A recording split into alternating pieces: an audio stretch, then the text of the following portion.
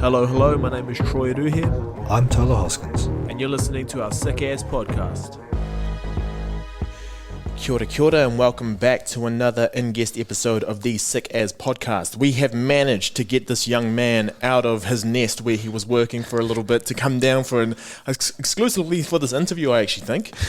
So he's been working with the Magpies up in the North Island, the better island of the two, I'd say. Oh, sorry, he wouldn't think that. But he is here to have a chat to us about his story and everything that gets you from the position of going through high school, understanding that, you know, we need a few quals for a few things, but then getting into the strength and conditioning world. So today's guest is Mr. Matt Burgess. Thanks for coming on, brother. Hey mate, thanks for having me. It's good to be here. It's awesome to have you. And we didn't know each other prior to this, and then I saw this was a good opportunity to get you in, just some of the work you've been doing in the footy scene, but also that you were in the beloved degree, the Bachelor of Phys Ed, which is obviously so close to my heart. A lot of the guests that we've had on were also fetters, so that journey is always something that is a little bit more rich, I guess, than a lot of the other degrees, because we're such a tight-knit community, you know? Fetters stick together, like always. Yeah, so, absolutely, man.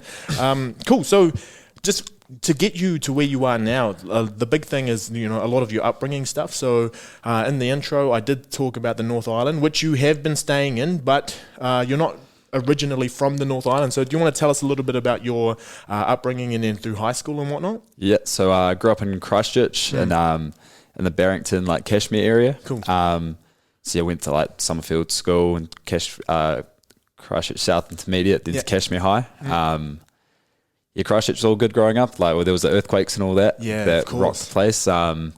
But yeah, like my house got pretty broken up and we had to move around and shit. Wow. But like, wasn't too like bad for like our family compared to other people. Bounced back from it pretty well. Sure. And then that's pretty much my time. Finished at Cashmere High in 2014.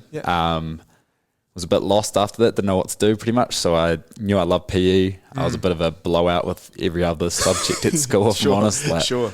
So kind of was like, oh, maybe I could try to do like a PT certificate or something like that. So I went to CPIT at the time. I think it's ARA now, Institute of Technology in Christchurch, where I did like a 6-month PT certificate. Under dude Russell Graham. Absolute rooster, that guy, like this old, I think he was like 68 at the time, and he'd been teaching people how to be PTs for the past 45 years. So anyone who'd done the course, anyone in Christchurch knew Russell Graham pretty much. So he was like my first pretty much mentor on my story pretty much. So In the exercise scene? 100%. Like I had like good PE teachers at high school, but he was probably like the first key standout almost. Sure. That helped out pretty much, And in terms of the exercise, or like, so when people think about this man and the types of exercise, so most people when they're teaching, they're teaching across the range of the types of PTs who want to come through, because PT is something where, you know, you're dealing with so many different people with so many different goals. Did he have like a particular kind of, this was his niche? He was a niche for, he was crack up, he was this jolly old man, and he loved group fitness, like aerobics for elderly people. His classes, he'd take us to his classes and all that, and it was just unreal. Like, he'd get all these old women that'd be hunched over, and he'd be like, come on Agnes, stand up, and they'd like unhunch and everything like that. So he just had this, just wanted people to still be mobile when they were older. So that was like his big key area pretty much. But he was a master. He was like great at everything else still. Awesome. So like, and during that PT course, so after that, obviously you've come on to do 5 years now? 5 years of study so far? I think so. Since then. So what is it? So, I mean, after the PT course, it's really easy to just think that you know everything. What was it in you as like an 18 to 19-year-old understanding that like, I probably don't have enough? So I started that course and I was like, I'm going to be a PT. I was working at Countdown at the same time to pay the bills. And as I was going through the course, I was kind of like opening up to like everything I didn't know. Like, so this course kind of gave you all the basics, but didn't give you anything else. 6 months is like not really long enough in my opinion. So I finished that up and I was like, I think I know less now than I did before the course. Like I know everything, or starting to realize everything I don't know. Yeah. So I kind of thought about it. I talked to Russell about it, and he was like, look, I did the Bachelor of PE down in Dunedin when I was younger, way back when. So he was like probably one of the originals. Yeah. The dude was pretty ancient at the time. Yeah. And he was like, look, mate, if you think you want to go learn more, that'd be the place to do it. And kind of like, in my head, I was like, oh, I was a battler at high school, you know, like, I don't know if I'd be able to hack the 4-year program, but he kind of like told me to pull my head in and go on and give it a shot. And it's pretty much what brought me down to go learn some more. That's unreal, man. That's really unreal. And it's always nice because, like, I had the same thing. I had a mentor tell me, like, someone that I looked up to told me that I should come through and do, like, work down here, and that they believed in me, and that they said, no, you do really, really well. Yeah. And at the time, you're just like, well, are you sure? Are you sure? Yeah. But these are the people who have, like, seen you go through something. And this guy was with you for, 6 months, and he was teaching you. So during that time, was it mostly theoretical or practical or a bit of both? It was mainly practical. And that was a big thing. I was like, I don't know the theory behind it. I don't know how the muscle, like the body's changing and adapting, anything like that. So I'd always ask all these questions and just wouldn't get any answers pretty much. Like, it was like a real practical based program. So he's like, you don't need to worry about that. Like, just this is the basics pretty much. So at the end, I just kind of still had that mindset of wanting to learn and like wanting to kind of like grow in the area, I guess. So that's what shifted me out pretty much. Absolutely. And I think that's what gets you to where you are now. You know, there's some people who will learn a little bit and then believe that that is them and they know everything. And then there's some people who will learn a little bit and, like you, realize that you're only just getting to the top of the hill. And then when you get to the top of that hill, you just look out and you see how much you don't know. And those people are the types of people who will stay growing the entire time, because you're always going to have something to, like, strive for in terms of knowledge. But you're always just going to have fun because you're there learning. And once you, everyone always says it, once you stop learning, you die. Well, in mind. But after that point, so you finish this and you've been working for a year, so you've had a year out. But so before we get into your university experience, are you quite glad that you had a year off before getting into university? 100%. Like, so 6 months of that course, then the second 6 months I was a full-time checkout supervisor. And that was like 60 to 70 hours a week because I had to, because I was saving up to pay for the halls because I didn't want, like, my parents to get that burden pretty much. So I saved up the 13K for it by living at Countdown, and I was like there everything, man. Like, I'd do night fill, I'd do checkouts, trolleys. Like, I was just like worked so hard that year. And I think that was like a major like growth of like being able to like knuckle down and actually focus on like something if I have to do it. Absolutely. Since I was such a battler at high school, I didn't really learn any of that at high school. I never got that real push. So that first year out was probably pretty key, like, for me, almost. Kind of funny, at high school I got voted most likely to drop out of uni after the first semester. So going into a master's year now feels pretty good. For sure. That's unreal, man. And like, because that is something that school never teaches you, is just like work ethic and being able to work hard. There's nothing that can properly teach you for that but to do it.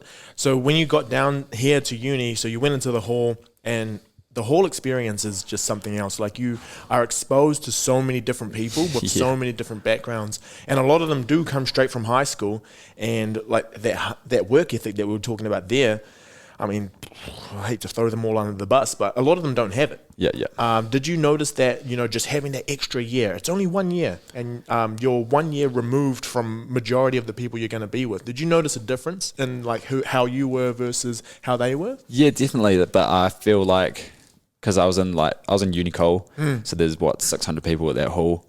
I came in with like a good mindset, like go to class every day, but still kind of tempted to jump on their side and get a bit silly, and like that definitely did.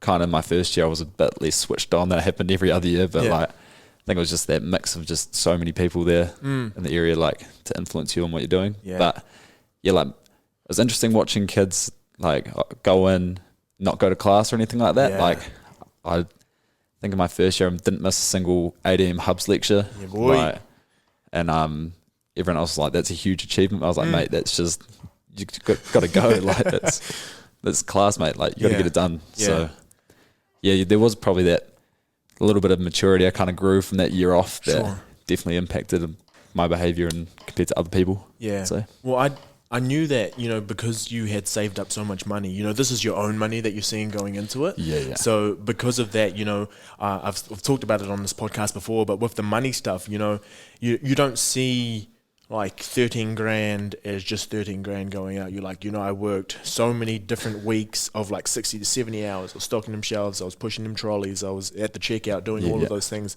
So you kind of like feel like you have to do it justice. It's not like, you'd go to somewhere, pay money to watch a movie and then not watch the movie. Yeah. So you went to all your classes, and it is interesting how heaps of people will be like, bro, did you go to class? Oh my gosh. And it's like, isn't that what we're here for? It was like, looked at this huge achievement that I'd made it to every 8 a.m. class, but now like with my work, you have to get up at like 4 or 5 in the morning sometimes. Like 8 a.m.'s nothing anymore. Like it's just, that's like a sleeping almost for me. So yeah. And you get to go and learn from some of the smartest people in the world. Yeah, I know. Like it was just, it's way like more nuts thinking about it now, that just how much you didn't utilize at your time. In those halls, like how many people didn't go have dinners and stuff. Like it's just like the little things, Yeah. So it was pretty interesting coming into it all the way. Nice. So you're very, very appreciative of the whole thing. And in terms of the feder experience, so, remove you from the hall and then going through your entire degree, did you have an idea of where you wanted to be after you finished your 4 years? No. Yeah. No, not at all. Oh, so I came in with like an idea that I wanted to be, I started off, I was like, I want to just be like a really good PT. Yeah. Want to kind of carry on from what I learned and like build into it, be like a more qualified version. And then a couple months in, I was like, there's so much more else, so much more I can do with this. Like, I don't need to just be a PT, I could be something else. And so I had like a real strong idea that I was going to do clinical exercise rehab. Yep.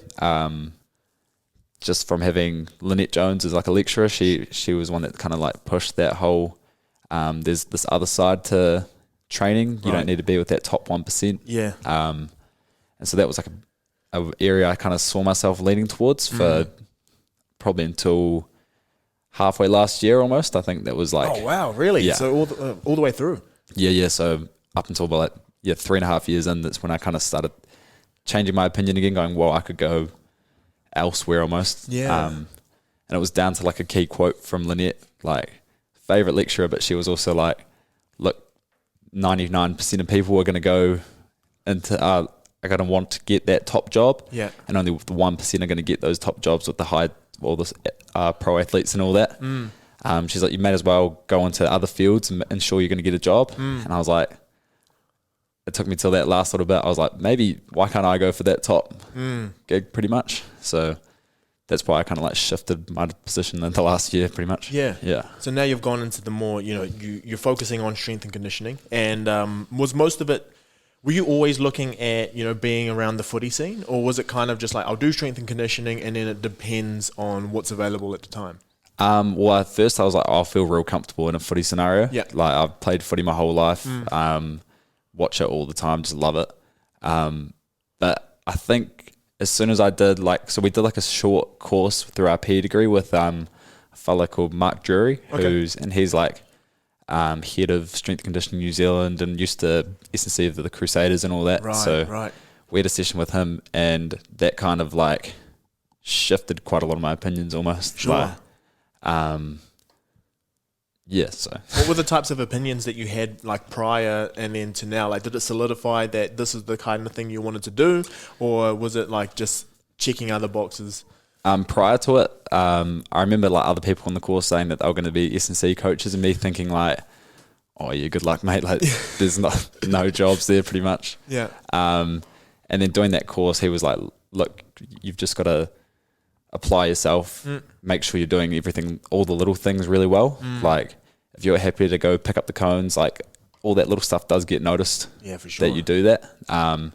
So if you're happy to do all that little stuff and grind away, you can get those into those roles pretty much. And he was like, it will be a grind. You have to start at the bottom, work your way up, but you can get there. Yeah, and it takes you back to look, you've been doing this since your first gap year, man. It's the 60 to 70 hours. You're just like, okay, I need to save this much money. It will be a grind, but you will get there. And that's kind of something that you had. Were there many people on that course? on the course. On that course that you were doing with... Yeah, so there was about 12 of us. They did it through the PE school. Sure. In their practicum paper, we'd pick like 3. Oh, right. Yeah. Outside of your usual class hours. Yeah. So that was just like a one-off one where we had a mark for a week in our break and then a week at the end of the year. Right. And then you got your SES NZ level 1 accreditation from it. Cool. So that was kind of my first real exposure to full-on S&C lifestyle and everything. So it was bloody awesome. Cool, man. So then after that, you graduate with the BFed. Yeah. And then you go into, so you didn't have any time off. You went straight into, so it's the Polytech Diploma? Yeah. For the Polytech Diploma. Yeah, tell us a little bit of that. Yeah, so when I was finishing my PE degree, like I had a bit of a muck up, so I was getting a double major. And with the PE school changes, there was like a little bit of confusion on how to still get your degree and all that. So I had like a meeting with my supervisor and she was like, oh, mate, you need 5 papers this year to graduate. Okay. So I was like, I'll have a chill year. I'll do 3 in the first semester, 2 in the second. Yeah. And then as soon as I finished my first 3 papers, they were like, I actually needed to do 8 for the year. So I had to... Oh my goodness. Yeah, so that stitched me up majorly. So I did 4 papers and then a pre-summer school paper. Okay, right. So like when I was doing my last lot of papers, I was still not like 100% there with S&C. I was like, I'm not sure if I'm going to do it. And I had talks with Charlotte Matheson-Watts, who did the course previously. And she was like, mate, like you'll love this course. You could definitely do it. So I had talks with like Matt Blair, who runs it. Still was unsure. And then I decided pretty much at the end of December that I'd do the course. Finished my pre-summer school paper, got like the degree and then jumped into it. So it's a postgrad diploma in applied science. Awesome. And there's 2 streams. So there's a physical conditioning stream and a data analysis, like performance analysis stream. I thought I'd probably enjoy the physical conditioning side a bit more than the data analysis side. Sure. But so I jumped into that. And so that started in February of this year. And it was absolutely unreal. Like the course was it's the difference between Polytech and uni. With the Polytech, you're way more hands-on and you're actually doing like pretty much what you're going to be doing. With uni, I found there was so much like indecision. I didn't know where I was going. There was no like clear, this is your path type of thing. So that's one of like the key differences that I've really enjoyed about the Polytech year and the course and all that. That it is like you are specializing for almost. Sure. Yeah. And when you were going in, like there's an opportunity. So Charlotte's talked about it on this podcast. Stephen talked about it on the podcast. Cam, who was on the data analysis side of everything, he also talked about it where, like you said, it's more practical and then you also get linked up with different things around the place. So how did that come about where you finally got an opportunity to start working with different teams? So in our first intensive week, we had a whole bunch of teams come in, like coaches and all that come in and say, look, we're looking for an intern or all that. So we had mainly like club rugby teams in Dunedin. So like Alhambra and Uni and Kayak, I think as well. They all came in. Then we had Ewan Brumwell come in with the Tiger Rugby. And at the time, I think he was the academy trainer, but there was a change in staff and he got moved up to like the Mitre 10 trainer in that time, which was like lucky for us. So like I applied for that Otago one and got into it. And since he got like shifted up, I was his intern. So I kind of got to go out around with him. Yeah. So that was, I did my first, also like we got linked up, we were about to start, then lockdown happened. So everything was kind of cut out for those, 2 months, something like that, where I had pretty much no placement. I was training my younger brother who's an NZ touch player. And that was all I was doing for like training athletes at the time. And then we came back into it, started with Otago again, and I was with them for 4 weeks. So that was my first real exposure in that high performance scene, that semi-professional realm. We had a mixture of like these academy boys coming in, and then like Jamie McIntosh, who's like a veteran pretty much of the game at this stage. Absolutely. it was nuts having that like complete difference in like experience and level, and then I was the one that kind of like helping train them, which was nuts. But yeah.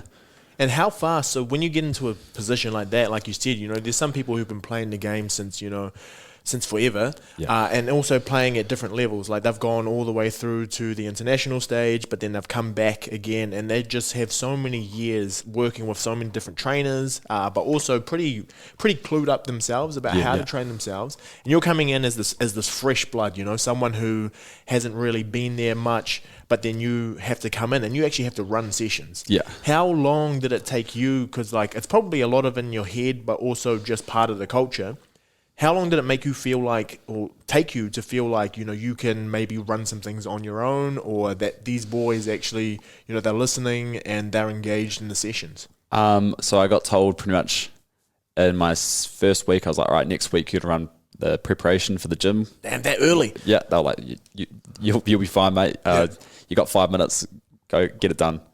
And that was because they wanted to have the boys like not just always listening to just Ewan. They wanted to have me and Hamish McMillan, who is the old mush. Yeah. He was the like academy trainer at the time. So like he wanted us to have like our input as well, so it wasn't just the same stale, like get used to the same warm ups and all that. So that I was kind of like packing myself a little bit before that first session. And as soon as I did it, like they all listen. They're all there to work out. So. And it's nuts being in that environment where you're with those high level players and they're there to train. There's no like wondering if they're going to show up or wondering if they're not going to put 100 in. Like every day they're there and they work bloody hard. So the nerves kind of didn't last too long, I don't think. But then you'll see like an All Black like and kind of like a little fangirl moment almost. Yeah. I think I had one of my first trainings with Otago. Ben Smith came to help out, and just like help like train the backs and all that. And he casually comes up to me like, "Oh, g'day, my name's Ben." I was like, "I clearly know who you are, mate. Like, you're like the man, pretty much." And then I was like yelling at him while he's doing a Bronco, like trying to like motivate him. I was like, "Oh man, this is nuts! Like, this guy gets trained by like Nick Gill, like the top dude. Like, and now I'm giving him a bit of a run round, so it was pretty cool." Yeah, that's unreal, man. I mean, I saw Ben Smith at Good Oil, and he was just having coffee, and I didn't even talk to him, and I was like, damn, man, I drink the same coffee as You're Ben like, Smith. Nuts, and you get to like actually run around, and give him some motivation to hopefully get a pretty decent Bronco time. And that's unreal, man. And so you're working with Otago, and then part of that. So I think where I always forget with the people who are doing their practical stuff is that you're also studying as well. Yeah. So during that, how is it that you can use all of your practical stuff as part of your assignments? Like that's part of the course? Yeah. So it took a little bit to get used to. I was pretty lucky that lockdown kind of happened at the start because I got a lot of my work done because I'm like kind of like a timetable person. So I'd set up, I was like, all right, I'll have breakfast this time, compulsory study for these 2-3 hours of the day, then go for a run, go work out. Right. Just lockdown stuff, like the home workouts that you're stuck doing. So it was like, that wasn't an issue at the start. And then getting that balance with the study, it's hard to remember that you are a student first and like a intern, like assistant second. Sure. Because you get so into your environment and so like motivated, wanting them to win, wanting to help out however you can, that you kind of shift and you turn more into an intern. But it just takes a bit of like mental push to go home at the end of the day, make sure you do an hour at least every night. It's just like some study to kind of drive that. So it was difficult to get the study side down, but it's done now. So yeah, absolutely. So before we get into you moving up north, during that time, in a lot of the health professional courses and a lot of any professional course, and this is something that I owe to good old Phil Hancock. Yeah. But it's just, always being a reflective practitioner. Yeah. So just with your time with Otago, and then we'll do the same for when you get up to the Magpies, but from you walking in the first day to you, so how long were you with them? couple weeks? Just 4 weeks. Yeah, so that's you had an entire month with them, and you going in versus you coming out. What were some of the key things that you took away from that experience? I found like from my first session, I came in nervous, shy, like didn't know like my place and all that, and then realizing at the end that as an S&C, you kind of are just like a background person. Like you're there pushing them, but they're the stars of the show pretty much. They're everything that you're doing is for their benefit, their development. And so like being that background person is fine. Like you come in knowing like blinks an eye pretty much. That's kind of like how I tried to be, and that's what I learned out of that 4 weeks. Just come in, make sure everything's set up, like just do your job, don't get in the way, and help out when you needed. So that's cool, man. You learned that pretty early. Like just stand around, help out, just do your job. Yeah, do your job and don't expect to be, put out on stories. It's like, this is my coach and all that sort of stuff, because I feel like people notice when you're not doing your job, but when you're doing your job, everything's fluid, right? And it's not just like, cool, I'll take credit for that because you're just part of the working cogs of everything, right? Yeah, that's so cool, man. Actually, you told me a funny story when we met before about how much you actually knew or thought you knew about particular things. Do you want to run through that? Also, with our course, like Matt Blair, he asked you at the start of the year, he's like, sweet, so on 1 to 10, what do you rate yourself? And then he starts, he's like, so what do you rate yourself in the gym? And I remember sitting there thinking, oh yeah, I've been gymming since I was 16, but did my PT cert, now I've got a Bachelor of PE, like I'm pretty onto it. So I said, I'm about a 7, and he looks at me like straight in the eye and he's like, really? Like, you sure? Like, because I'm a 7.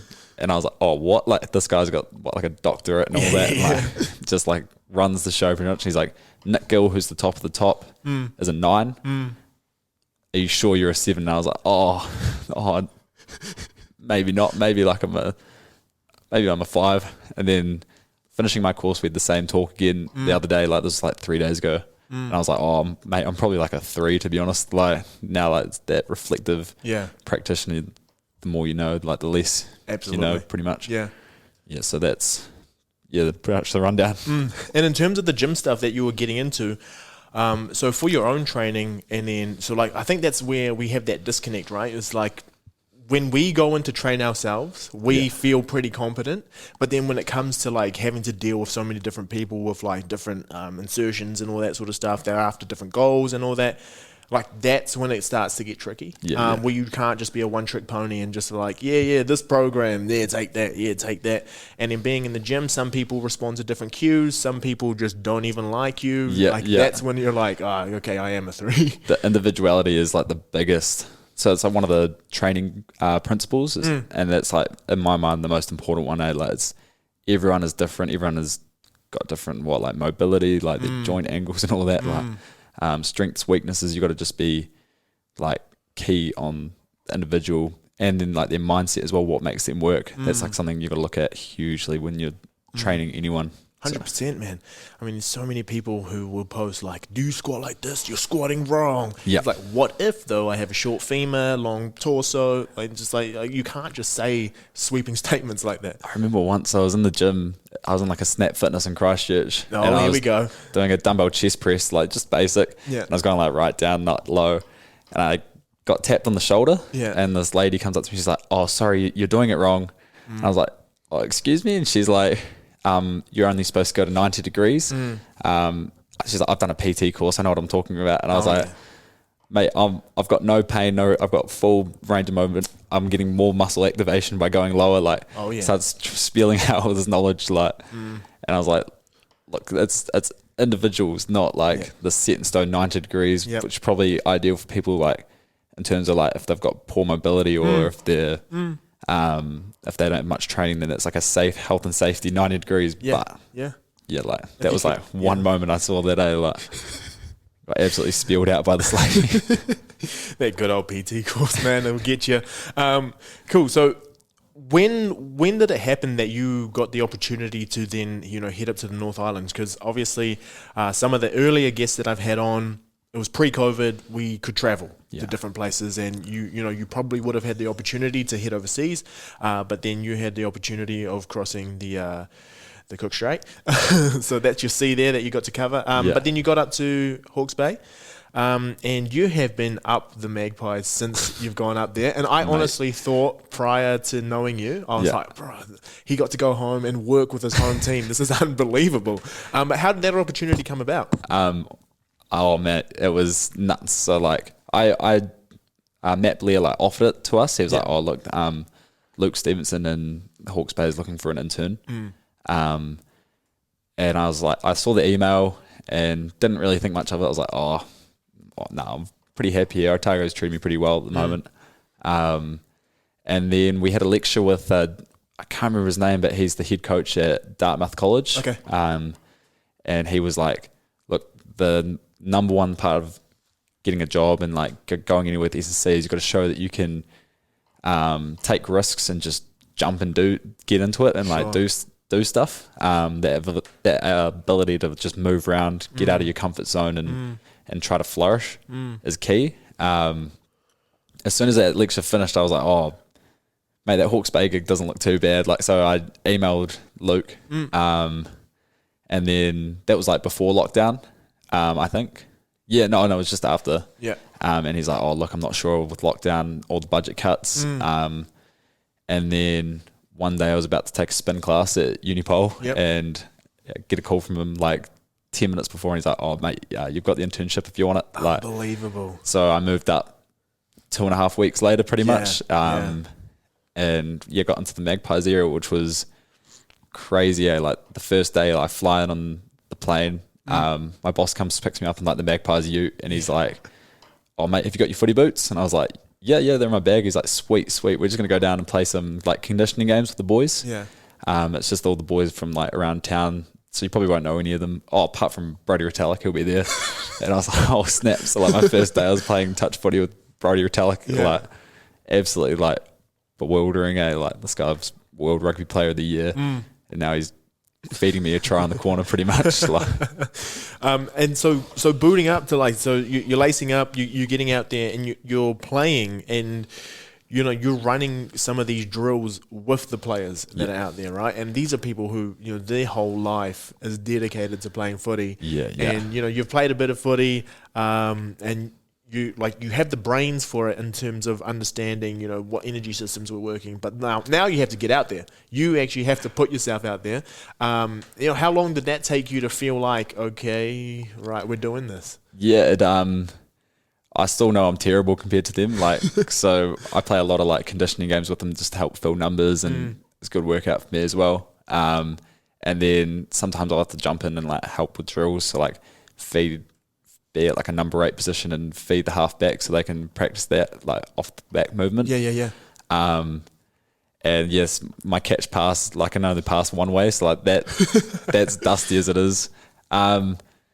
You just gotta like, I don't even really like care about it anymore. Like it's just they know I'm not up to their level. They know I'm not a professional athlete. Like I can keep up with them fitness wise, but that's about it. I'm slower, but that's not really like a factor anymore. It used to be like that first day when I was playing touch, kind of celebrated a little bit with my mates before I left Dunedin. So I kind of came in like some pretty bad nick.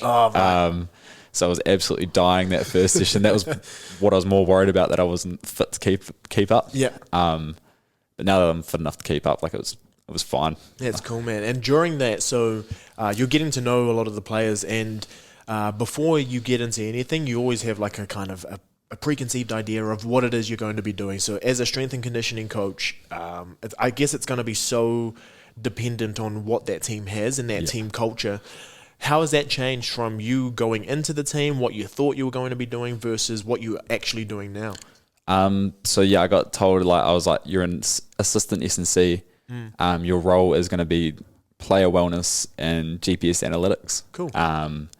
So I kind of went in and they're like, if you want to do extras, that's on you. Like, that's been a bit I've been really good about. They're like, this is your role, but if you want to do anything else, we'll like give you the opportunity.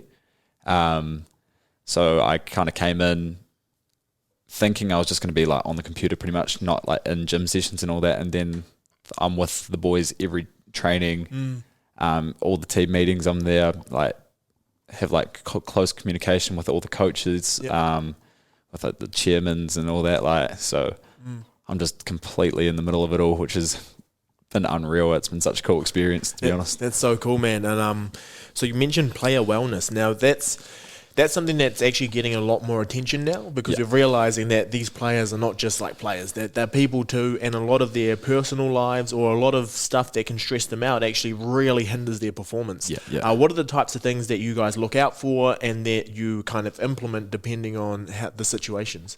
So we look for like the players' fatigue, their stress, their sleep, how they sleep the night before, and then their just general muscle soreness. So we ask those 4 questions every day, and they put it on a scale from 1 to 7, with 4 being normal, 7 being feeling unreal, and 1 being like I feel terrible. And so we it's a tricky one, because you're not going to get every athlete, being completely honest. Quite a few of them don't care about it, so they just go all 4s every day. But it's also, you got to mix that, like what they're saying and then their visual, like, so you actually have to like watch the athlete when they're doing these things. That visual informal screening is way more important than getting them run down like the parkour, like big things. Because just like having a yarn with them, saying, "How you going, mate?" Like, you're gonna get way more out of that than you are out of any of those screenings with half the players. 100%. So that's been like one of my big roles, do that every day. If we get red flags, like just communicate with all the staff pretty much. Like about, this guy's not feeling great. Maybe lay off him today. Or if like I've got a few of like the positional groups, like fatigue. Like I think a couple of weeks ago I had like 3 of the props saying that their necks were a bit sore. So I went to like the scrum coach and was like, "Oh look, mate, maybe cut your session back 10 minutes today, because all your boys are sore." So so we do change everything based on how they're feeling.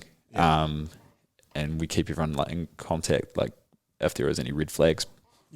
And the response to that is pretty like positive, because I know sometimes when you're out there just trying to give your all, you know, a little niggle in the foot, that's nothing. I don't need to. But then like say, because it sounds like you go through other means to then bring the volume down somehow. Are they pretty receptive to that? Usually. If like one thing that they're not liking is just with COVID, like if they are sick, we just have to send them home. Of course. Like, and that's just what the world is at the moment. So they hate that. They're usually like, no, I'm fine. You have to like send them home. They're usually pretty receptive. They'll, depends on like, we get a few boys that are like injured and they're wanting to play again, but they're not quite back to 100%, and they'll kind of try to push the boundaries on what they're supposed to be doing and all that. But other than that, everyone's generally pretty good with it all. That's awesome, man. And as long as they know that it's for like their long-term or longevity in the game, because if you bring them back, like the amount of people who don't go through proper return to play and then end up just ruining their entire career because they needed to get back on the field. So it's just like, well, you know, you could wait another 3 weeks and do your proper rehab. Or we can bring you back now and then possibly not play again and not get that contract back. So just with regards to game day now, so that's a whole different, that's a different amp up, because, for trainings and whatnot, training's training. And we have the objectives that we have, but we are pretty fixed in what we're going against, because we set that up, all the different drills that you're doing. But game day is, you would have done analysis on the other team, but it's really hard to, kind of figure out how the game's going to go. What's your role when it comes to, getting to the stadium? So for the home games that you can be at? So usually in the morning I'll have like a session with the boys that aren't playing that week. So we'll just go play some conditioning games for an hour. So on a game day, I'll usually be in at work starting at about 7 in the morning, regardless of what time we start, just to get those boys in early, so they can either just have the day to themselves, like have the day off pretty much, or they can come get set, like help out if they need to with training. So we usually spend quite a lot of the day like together, like, or not as like a group, but like in the same space, but everyone can kind of do what they want. So we come in the morning, we'll have like a gym primer and all that, like a warm up, and then like a team meal, and then pretty much me and my boss will shoot down to McLean Park maybe 2 hours before the game. one of our managers, Jinky, he bloody loves getting there 4 hours before a game. So yeah, my first couple of games we went with Jinky. Then after that, we kind of decided maybe we don't need to do that. Yeah. So on game day, it's pretty much I start off with my main role with GPS. So when the boys they come into the changing sheds, get set, I'll chuck the GPSs in their shirts because they've got little pockets in it. And make sure they're all on. I'll do that when they've just started their warm up, and then pretty much it's kind of stay out of the way, let the boys do what they're doing, because you are the background piece. But so what I'll do is I'll come onto the field and just organise balls and move cones and clean up stuff, and just if I need to hold a hip pad so they can do some tackles and all that. As soon as kickoff happens, so like my first couple of weeks, I was just warming up the boys that were on the bench. Reserves? Yep. So we just do 2 little warm ups in the first half, and then kind of before, if they got asked to sub on, like then give them another extra wee hit. But the past couple of weeks I've been running the waters. So it's just pretty standard. Just run the waters out. Nice and easy. Try to get some TV time as well. Yeah. Try to sneak past, but. Yeah, so it's a cool experience being on that field when the games are on. Just seeing, like, I think the last game against Wellington, we had 9,000 people in the crowd. That was pretty cool. But definitely a background person, not the star of the show. So you do know that. And during that, so when you're going out there, like I reckon you could be part of that whole squad and not even have like a history in rugby and go out there and just be like, I would probably boot up right now. Have you ever had that feeling like while you're out there just because the energy's so high? Oh, mate, I get so into it. Like, not being from the Bay or anything like that. I post behind every game day on my Insta, saying who's going to win, like back the boys. I live, breathe Magpies at the moment. Like, so we versed Canterbury a couple of weeks ago. So my parents came to watch. And it was like an emotional roller coaster, that game, but we ended up winning in the 82nd or 83rd minute with a maul try, which the Hawkes Bay are pretty well known for. And I lost it. I was so happy that my new team had pumped my hometown. Like, see my dad in the stands, and I was yelling out, "Your team shit!" And like going off at him pretty much. So I've just gotten straight into it pretty much. I feel like this is the best way to get totally invested in that. Sure. If you're in like a team setting like that. So I try like bring that energy and that passion, and hopefully like it sheds on with the boys. And that's, because if they know that you're there for their best interests, and that you're giving them everything, and that you're not going to leave anything out because, you're not my favorite team. But like if you go in and you give 100 and they can see you give that, they respond just so much better. And that's in any situation. Like say you're doing a consultation with someone, or say you're meeting someone for the first time. If you just sit there and like, not even looking at you, I don't even really care, you're not going to give me 100%. So that's always really, really important. So you were talking about the GPS before, and I kind of skimmed over it a little bit because we talked about the subjective stuff, which was your questions, just to figure out how they're feeling. But part of that, this is a marriage between a whole bunch of different tools to see like, okay, are they doing well? Are they not? What should we do from here, and make a plan? So what is the types of things you're looking for with the GPS data? So we use these little Polytech pods, so they're not like the most accurate. They're pretty good, but they don't pick up everything that we kind of would want to track. So we track their distances, and for a week they'll be running between 18 to 34 Ks, depending on the week, on the player as well. So we track their acute chronic workload ratios from that. So we go over like a 4-week period. And that's just to track like if we're overloading them, and we sit in like a 0.8 to 1.2 of that load.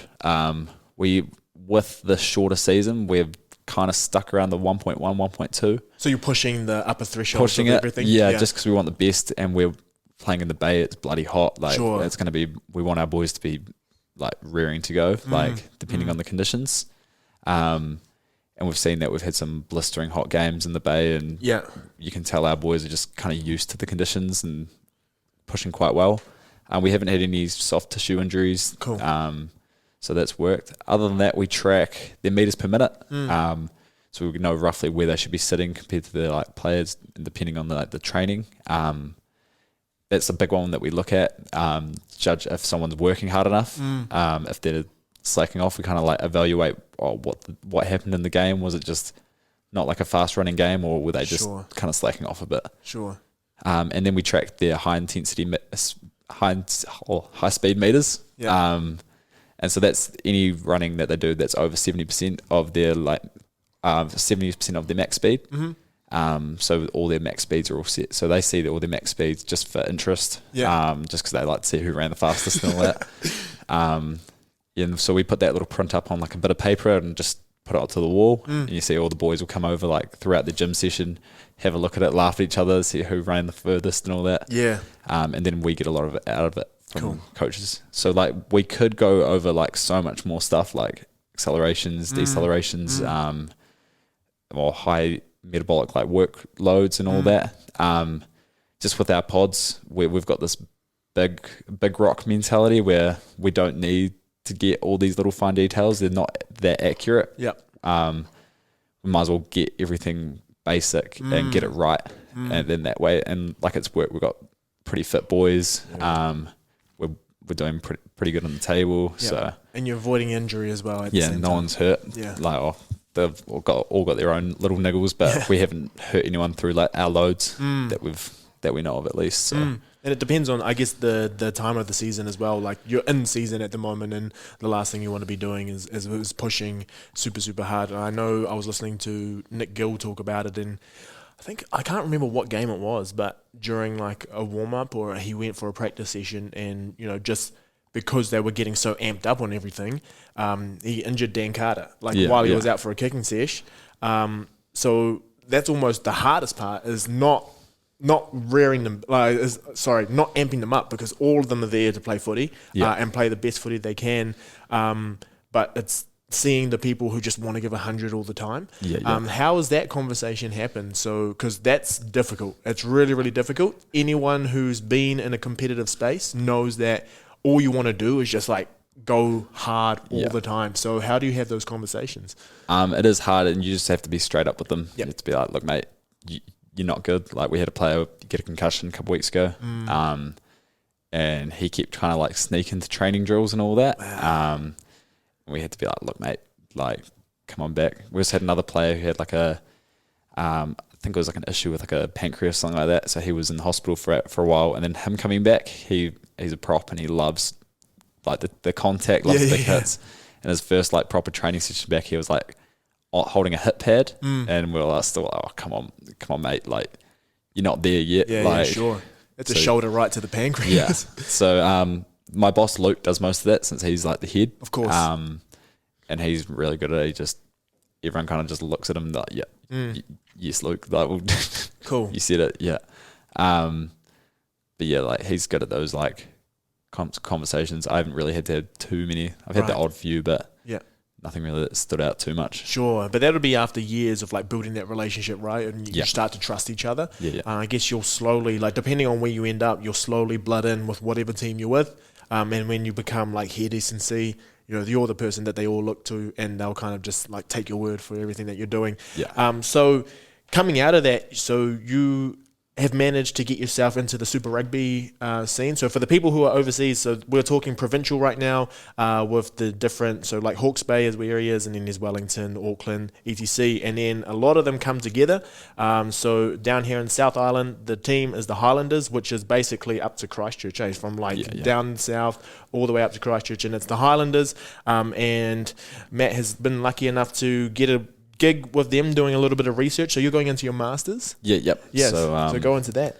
I was blown away because through my time with the Magpies, I met Davey Gray, who's the head of performance at the Hurricanes. He came in to assess his boys, and had a yarn to him, and he was oh, look, mate, if you're looking for a gig next year, send me an email.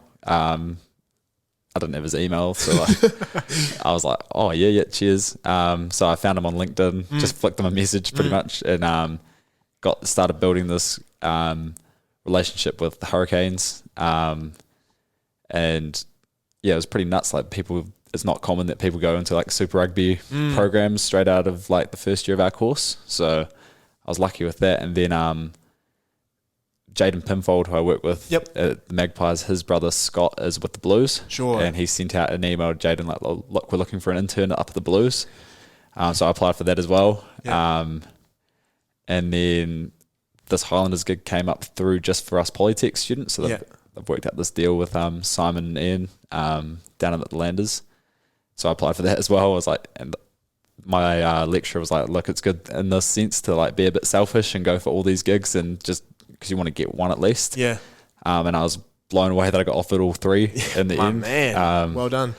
Yeah, it was nuts. It was a crazy week pretty much of wrapping my head, like deciding where to go. The fact that I had like a great group of people I already knew down here, and then it's just a lot easier to do like a research project with your lecturers close. Like I battled a little bit being in Hawkes Bay and doing my lectures and stuff. Yeah. I like being in the lecture room with the lecturer rather than the Zoom calls.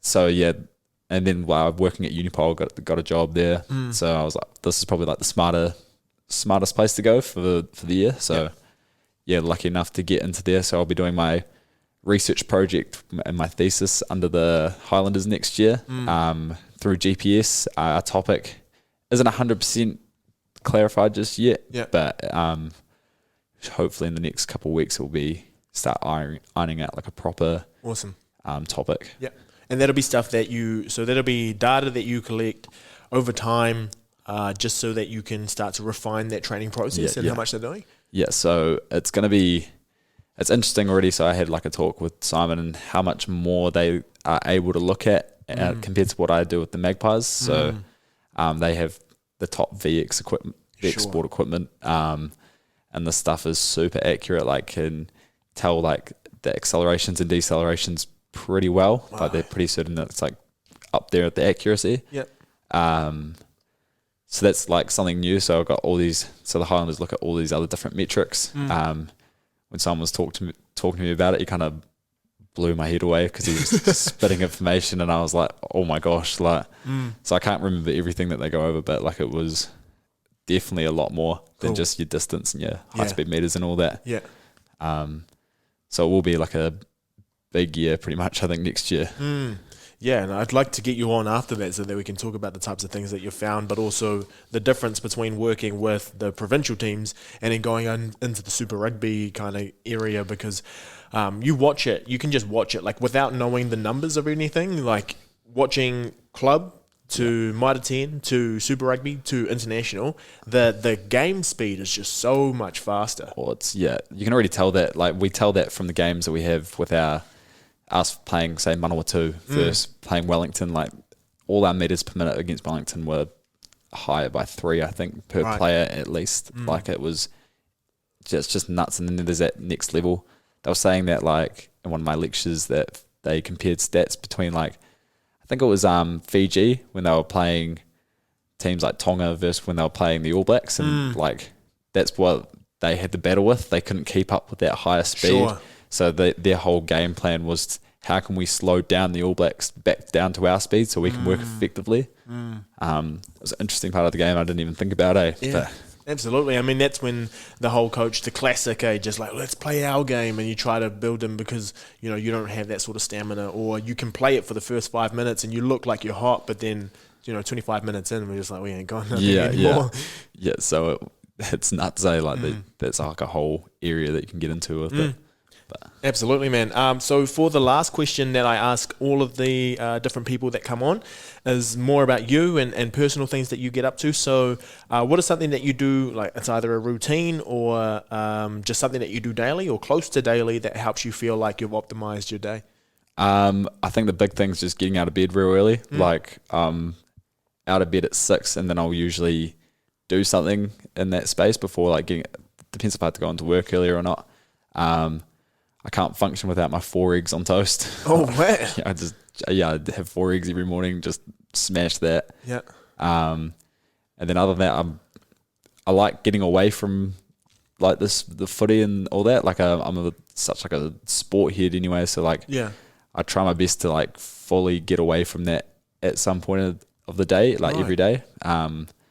A lot of times it's just going shooting basketball hoops, which is not really getting away from sport, but it's getting away from that rugby mindset. Yeah. It's getting away from that whole, or like gym and all that. Yeah. Or just go for like a walk or something like, just need to do something that is just nothing related to my work or gym pretty much. Yep. So and that's, hopefully outdoors. Like you prefer outdoors as opposed to being indoors? Yeah. Or just go sit at a spa pool or something like that. Just like turn the brain off. And good on you, man. Yeah.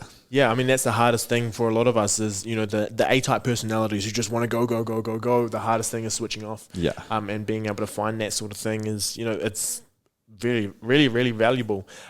So just last one, during that, so when you do have that time off and that time away, how is it that you, like, what are the types of things, is there anything that you do that helps you, like, not think about it? Not really sure. Like I just I'm pretty good at just switching off. Okay. And like that's like I feel like a really strong thing from like S&Cs in the field if they have that ability to just turn the brain off. And because there's like there's like a few studies looking into it, but S&C burnout is like really big because they're usually very passionate about what they're doing and they'll put too much time into it. So, I'm lucky that I can just kind of like click my fingers and just like chill out and I'll just watch NBA or just like play PlayStation or just do something completely just to not think about anything. Yeah, it's cool, man. I mean, it's very easy to be 24/7 because you love it. Yeah. You absolutely love the stuff. Well, like I've said to many people, this is stuff that you'd do for free if you could. Like if you had to, you'd be all good. I'll dedicate everything just because most people who get into this field are people who just love this and they want to help people get better. But that has been another episode of the Sick As podcast. Matt, thank you so much for coming on, brother. That was an amazing chat. No worries, mate. Anytime. Cheers, man.